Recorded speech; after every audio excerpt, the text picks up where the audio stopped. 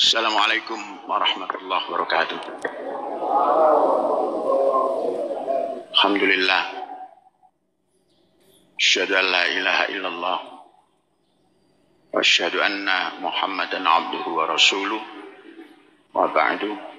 Saudara-saudara sekalian, alhamdulillah kita sudah memasuki paruh kedua bulan 3. Lebih 3 hari. Kemudian alhamdulillah kita bersyukur panen berjalan dengan baik. Sampai hari ini sudah terkumpul lebih dari 1.000 ton. Maka persiapan kita menghadapi apapun keadaan sudah tersedia 2.000 ton untuk 1 tahun. Mudah-mudahan di bulan ini tanam kedua dan Juli mungkin sudah panen lagi, akan menambah paling tidak separuh dari panen yang hari ini. Berarti 500-an, 4 sampai 500. Maknanya persiapan 1 tahun kita mempunyai 25 bulan. Kalau ditambah dengan 400 lagi. Jadi 1 tahun ditambah 1 tahun lagi ditambah 1 bulan. Jadi 25 bulan untuk 12 bulan persiapan. Alhamdulillah. Jadi pangan dasar tercukupi. Apapun yang terjadi, kita sudah punya stok pangan termasuk kuat karena cukup dimakan 25 bulan. Kemudian untuk kesehatan, alhamdulillah sudah vaksin ketiga semuanya, kecuali saya sudah 4 kali. Dan jarak waktunya sudah lebih dari 1 bulan. Kemudian ada vaksin yang rutin kita lakukan, yaitu vaksin influenza. Menurut jadwal, kita dapat informasi dari yang melaksanakan vaksin tahun lalu, bulan ini sudah jatuh tempo. Artinya sudah jalan 1 tahun. Maka kalau nanti kita adakan vaksin lagi menjelang Ramadan, itu sangat baik. Dan nanti dokter mengatur segala sesuatunya. Kemudian tentang keamanan, saudara-saudara, zaman seperti begini, kita tidak boleh hanya berpikir lingkungan, kemudian nasional, tapi kita juga merasakan efek keamanan internasional. Yang paling populer hari ini yang terjadi yaitu perang invasi Rusia ke Ukraina yang sampai hari ini belum selesai. 23 atau 24 hari sudah berjalan. Tatanan kehidupan sosial masyarakat sudah tidak bisa dibaca lagi. Kehidupan terbatas, sangat terbatas di Ukraina maupun di Rusia karena adanya boikot-boikot. Kemudian korban manusia sudah tidak terhitung. Ancaman-ancaman lain juga terus berhadap-hadap. Saudara-saudara, kalau Jumat yang lalu saya berbicara tentang katakan perundingan perdamaian, sekarang juga masih itu. Kita sampaikan kepada pemerintah yang punya hak untuk berunding atau untuk mengadakan tawaran-tawaran. Indonesia sangat layak, sangat layak.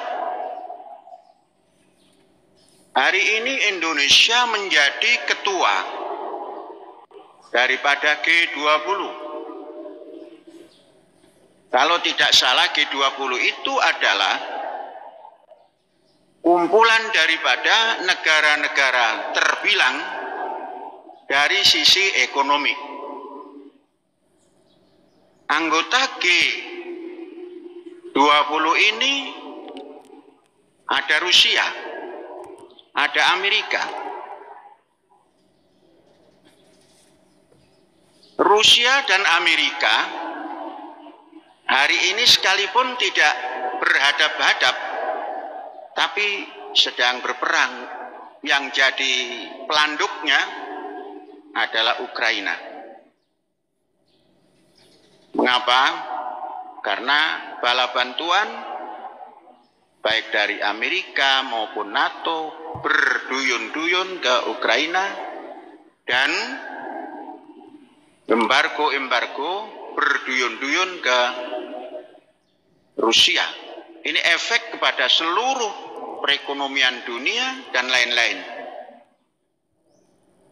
Sebagai ketua daripada G20, yang duanya ada semua, Amerika ada, Rusia ada, Cina ada, Eropa ada, India ada, Turki ada, Australia ada, Inggris ada, Prancis ada, Jerman ada, Meksiko ada, Brazil ada, Argentina ada, Uni Eropa ada. Ketuanya adalah Presiden Indonesia. Sangat layak kalau Presiden Indonesia ini mengundang dua yang sedang bertikai untuk berunding di Republik Indonesia sebelum ada pelaksanaan pertemuan-pertemuan anggota G20. Sebab dalam pertemuan anggota G20 ini pun nanti akan ada tarik-menarik. Satu tidak mau Rusia ikut mungkin ini ya. Yang satu ingin, maka akan terjadi perdebatan panjang. Tidak menyelesaikan urusan apa yang diprogramkan G20. Oleh sebab itu, dari Masjid Al-Hayat ini atau masjid di bawah naungan Rahmatan lil Alamin ini, Syekh mengusulkan atas nama warga negara dan kelompok sivitas akademika yang ada di kampus Az-Zaitun ini, agar Presiden Republik Indonesia selaku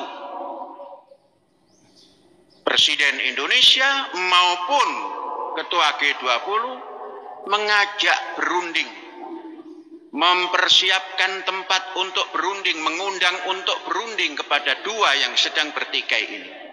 Alangkah indahnya kalau itu bisa tercapai di Indonesia. Alangkah indahnya sebagai ketua G20, sebagai negara yang non-blok, sebagai negara yang mempunyai kekuatan ekonomi ke depan yang mungkin lebih besar dari yang lain-lain. Diawali dengan jiwa besar. Presiden Republik Indonesia, kalaulah tidak mengundang, ya mempersilakan berunding di negara Republik Indonesia.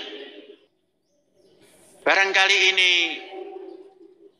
sebuah jiwa besar yang didukung oleh dasar negara ketuhanan yang Maha Esa, kemanusiaan yang adil, beradab, dan seterusnya. Ini penampakan daripada jiwa presiden yang berpancasila, melihat kekuatan dunia yang sedang bertikai, mengajak untuk islah. Karena kedua bangsa ini adalah saudara. Dan kita dalam kehidupan internasional adalah bersaudara.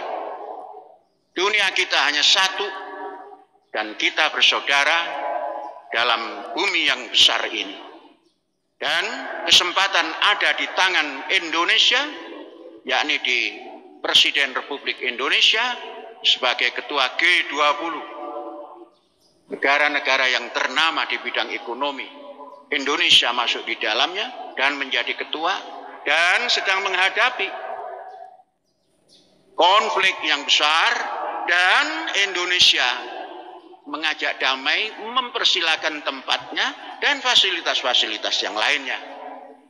Insya Allah di negara yang berdasar Pancasila ini akan tercipta kemanusiaan yang adil dan beradab, yang bisa menyelesaikan antara yang bertikai dan difasilitasi oleh Indonesia ini. Mudah-mudahan sampai dan mudah-mudahan dipertimbangkan oleh Presiden Republik Indonesia.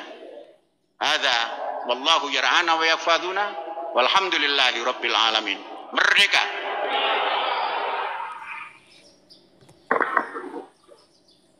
Bismillahirrahmanirrahim. Permohonan salat gaib Jumat 18 Maret 2022 sebanyak 10 orang. Yang pertama Ibu Tuminem binti Jautomo. Kedua Ibu Hajah Nung Sarimunah binti Haji Panji. Ketiga Bapak Tohari bin Sumiharjo. Empat Bapak Dudung Sumahdimin bin Nahai. Lima Bapak Subandi Sani bin Kartokasih. 6 Bapak Muhammad bin Umar. 7 Bapak Sardi bin Sutardi. 8 Bapak Yul Masri bin Suhatril. 9 Bapak Abdurrahman Duto Wiono bin Kathur. 10 Bapak Damuri bin Cardi. Walhamdulillahirabbil alamin.